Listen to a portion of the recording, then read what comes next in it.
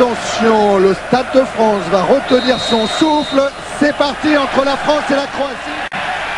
Intervention, Youri Djorkaeff qui va être aidé par Lilian Thuram qui a servi Guy Varche, la talonnade Zidane et l'arrêt de la Ligue.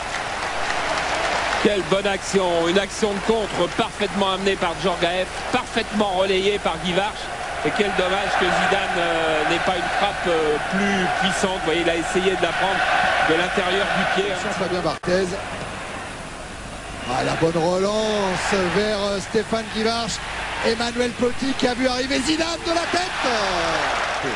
Avec toujours ce côté gauche, Lissarassou, Petit et Guy Varche qui vient proposer une solution. Zidane, la frappe de Zidane. Elle est à terre et elle est bloquée par la Ligue. Djorkaeff qui est près de cette balle aussi avec Didier Deschamps pour une combinaison. Allez, Deschamps pour la frappe de Guy Varche. Et en deux temps, la Ligue ne peut que repousser. Dans 60 minutes, on verra Chenez, on verra si la décision sera dans le temps réglementaire. Boban. Avec Simic, un bon ballon. Maintenant pour Hazanovic qui n'a pas trouvé le cadre, Alyosha Hazanovic. Heureusement qu'il était sur son pied droit.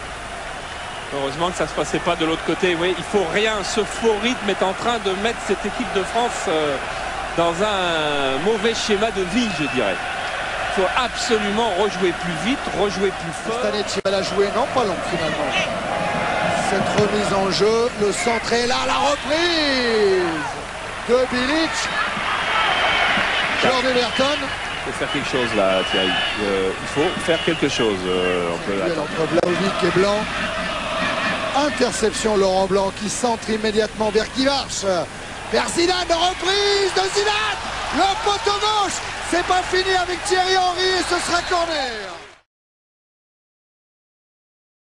Voir qu'on sait déjà que c'est le Brésil qui est en finale et on a déjà trop pensé dans les heures qui ont précédé à ce que pourrait être un fantastique France-Brésil et ça peut nuire à 3%, 4% de concentration.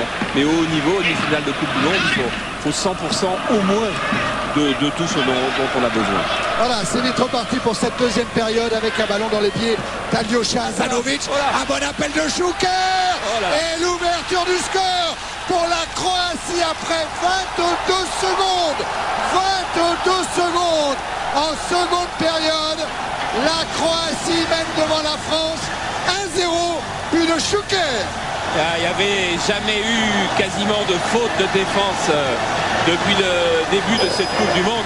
Et là, il y a une faute de placement terrible, terrible. Et on va vous l'expliquer tout à l'heure parce que je crois c'est surtout le placement de Lilian Thuram qui est catastrophique dans la défense française. Parce que regardez, il n'est pas aligné du tout avec les autres. Ce qui fait que Schuker, qui est parti plein axe, n'est absolument pas hors jeu. Et ça, c'est un danger sur lequel on avait mis l'accent dès le début parce que Lilian Thuram n'est pas un arrière droit de métier, c'est un défenseur central. Et au début, on avait vu très pas hors jeu plein centre. Et Lilian Thuram qui va se rattraper et qui égalise. Lilian Thuram qui était en faute sur l'alignement de la défense française permet au tricolore d'égaliser après 1 minute 35 secondes en seconde période. Les deux équipes à égalité à vue partout. Voilà, Henri avait dit il nous faut un match de fou. Ben, c'est peut-être les Croates qui vont nous donner le match de fou et qui vont nous donner la solution. Regardez Djorkaeff avec beaucoup d'habileté et Thuram qui était certainement fou de rage. Il était poussé par ivre de rage de ce qui venait de se passer une minute avant. Ben, c'est lui qu'on retrouve à 100 mètres plus haut à la conclusion de cette action. C'est lui qui a fait l'interception, c'est lui qui a fait le 1-2 avec Djorkaeff et c'est lui qui vient marquer.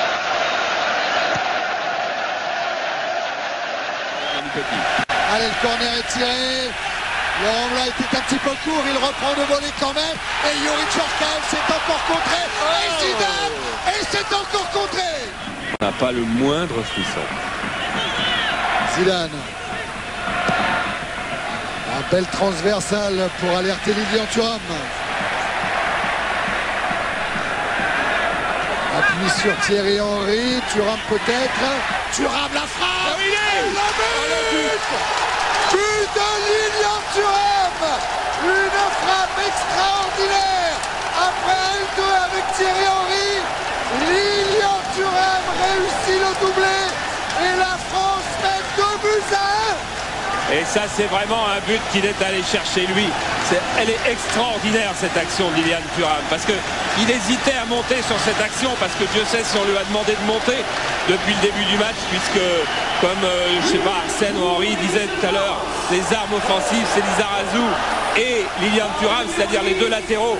Il hésitait à monter et puis finalement il sollicite le 1-2 et là il va rentrer intérieur comme Aimé Jacquet a demandé depuis 15 jours pour prendre sa chance, et il va la prendre du pied gauche.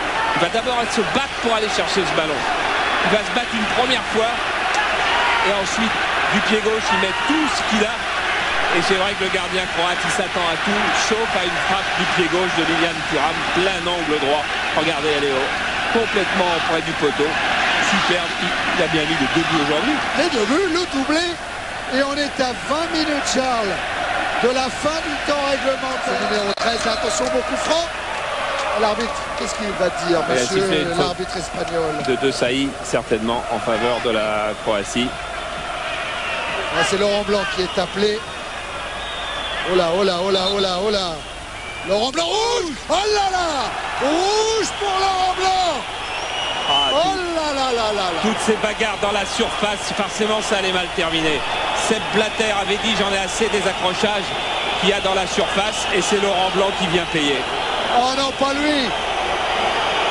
Toujours avec Bilic. Oh, il n'y a rien. Qui en rajoute. Oh là là. Allez, on va bien revoir avant de juger. Accrochage du maillot, un petit coup.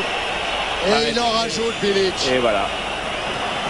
Vous disiez malin tout à l'heure, Charles. Ouais, non, ça c'est pas malin. Ça, non, mais c'est tricheur. Oui, c'est ça. Tricheur. Il y a une différence entre malin et tricheur. Pjanic devant Lizarazu, le centre avec le pied gauche. Barthez, oui. Là, il donne un coup de main à sa défense. Pjanic le centre et encore Schuker de la tête. Lui aussi va nous empoisonner jusqu'au bout. Oui, puis il faut se méfier parce qu'il y a beaucoup de buts marqués dans les 5 dernières minutes. Petit match.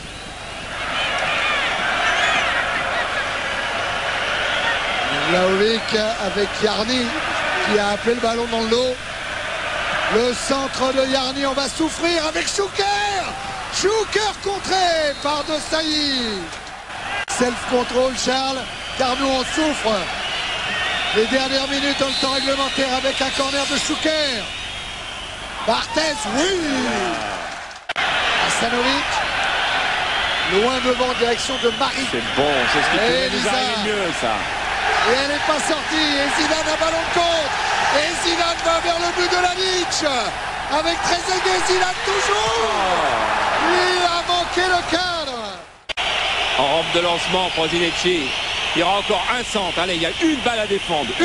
C'est celle de Soldo. Avec Vlahovic qui frappe contraire. Un corner. La claquette de Barthez. C'est terrible, il y a 2 balles. Il sauve une balle de but. Et il va faire tirer le corner. Eh oui, avec Prochinievski là-bas. Corner de Prochinievski. Ça peut pas arriver là. Ça peut pas arriver. Avec Hasanovic, premier poteau qui a prolongé. Ça y est, on tient cette affaire-là. Oh, il faut surveiller l'arbitre. Pitié, monsieur José Manuel Garcia Aranda. Avec encore un ballon dangereux. Allez, et tu as très bon. C'est très bon. C'est fini. La France est en finale. La France jouera contre le Brésil. La finale de la 7e Coupe du Monde de l'histoire. Et on pense quand même à Laurent Blanc, même à cet instant-là, Charles.